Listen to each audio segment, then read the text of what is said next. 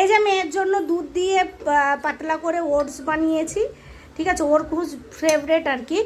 Oats বানিয়েছি আর সকালের এই যে ডাল, আলু ভাজা তো ওদিকে আছে, এই আলু ভাজা বলছি বেগুন ভাজা, আর এই যে আমি করছি লাউয়ের বড়া ভাজা, আলু ভাজা, আলুর খোসা ভাজা হবে, আর পাট শাক হবে। আর এই যে হচ্ছে আমার, দেখতেই তো পাচ্ছ, বুঝতে পেরেছো? হয় না?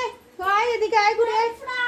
হ্যাঁ, কারা কারা আলুর খোসা ভাজা খেয়েছো অবশ্যই জানাবে, কারা কারা খেয়েছো আলুর খোসা ভাজা। আমি এটাকে এখনো ছোট ছোট করে কাটতে হবে, এরকম আমার দিকে ধরিয়ে, হ্যাঁ ছোট ছোট করে কাটতে হবে, এখনো কাটিনি, আমি কাটবো আর কি।